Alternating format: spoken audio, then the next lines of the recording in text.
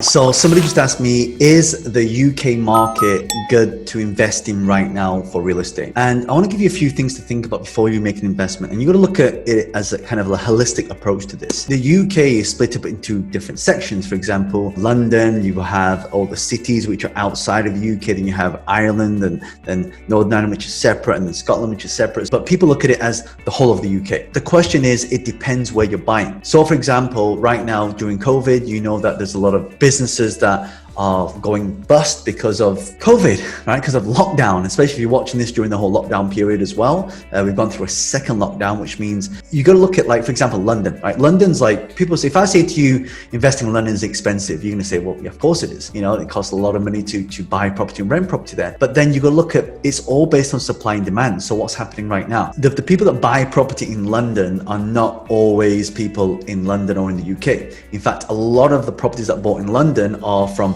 overseas investors. What happens is they come to the UK, they have a look at some properties and they see ones which are pretty good, and then they'll view them and then they'll buy. Some don't view, but some, you know, most of them would view the property in order to, if you're going to spend all that money, then you want to look at what you're buying. The fact that no one's been able to get into the country from, for example, Asia, you know, it's very difficult to get in with all the restrictions. That means there's less investment coming into London. There is another side to that where the currencies come down and, you know, some of these overseas investors are buying without even looking. But if you look at the overall amount of people that come into the UK, you know, from overseas, it's a lot lower than it used to be. Has that had an impact on the UK market, or specifically the London market? So let's say we're talking about London right now. Probably yes. And from what I've been seeing of all the deals that have been offered to me personally, it's the first time I've seen developers offering 10% off, 5% off, some are 15% off them. And these are like high value properties over $1 million. So you got to take that into account. Also as well, with lockdown, that means people got to work from where? Got to work from home. And if you look at the first lockdown,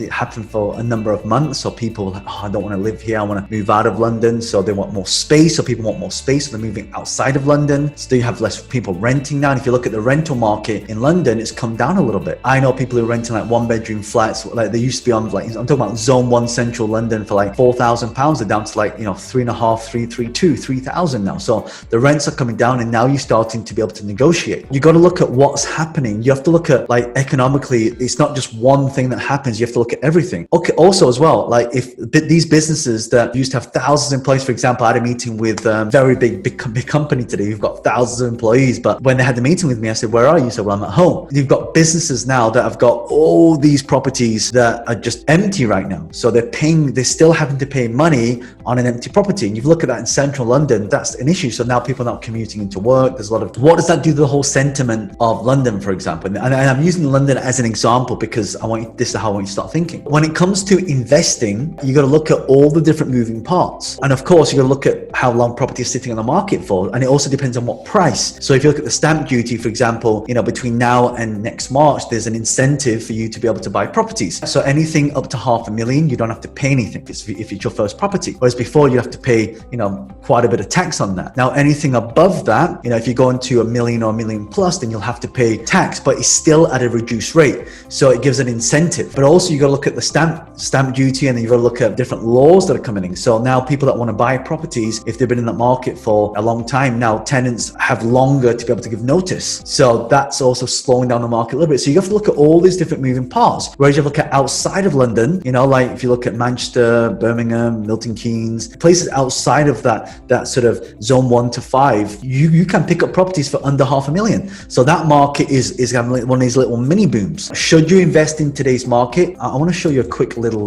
diagram. So whenever we are investing, there'll be cycles. So you'll have a boom, right? And that boom will come to what we call a retraction, and that retraction will come to a recession, and recession will come to a recovery, and the recovery will go back to a boom. So there is always signs when you're investing in a different market. For example, should you invest in a booming market? The answer is no. Why? You say, well, hold on a sec, the market's booming, why don't I invest? You want to invest the opposite of what's happening. So when everyone's selling property, you want to buy it, because when you buy it, you've got more negotiation power. So if I'm going to buy property in London right now, and I see a property in the market, I can put cheeky offers in, and I have more negotiation power. Whereas if it's a booming market, they go, go away with your offer. We have 50 other people queuing up to buy this. Now there isn't that. So you've got to hit when the iron is hot. For example, if you want to buy an area where you know that the property price is normally higher, go on Rightmove and just check how much property is going for. Check how long they've been on for. And also there'll be little descriptions that says reduced on this date. If you see properties have been reduced, right, and you're seeing a lot of them being reduced and they've been sitting on the market for a long time, just monitor. Let's say I'm going to invest in a specific area. I'll put in the, if it's like a,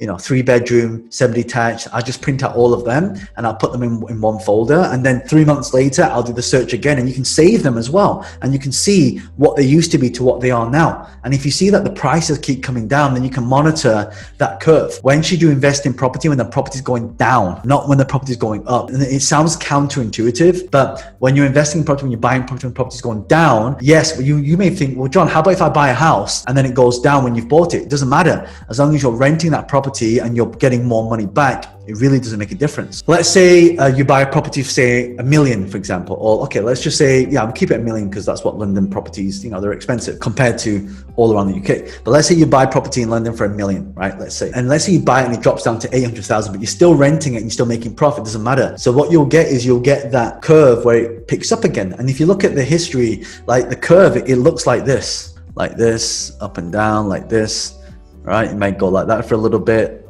right? And then it will go like this.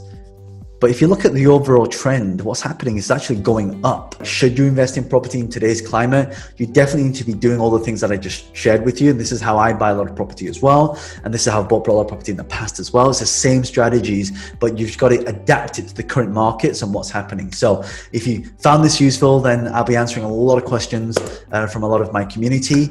Leave a question below and maybe I'll create a video based on your question as well. If you like this, do me a favor, hit that like button, hit the thumbs up so YouTube will show you more of my videos. And if you definitely don't want to miss out on a lot of my videos, hit the subscribe button, turn on bell notifications so you don't miss out on all the new content that I produce. Okay, so go ahead, leave a comment below right now with any questions you've got, and I'll reply with one of these videos. So I hope you got a lot of value from this, and it's John Lee, the author of Business Hack. Bye for now.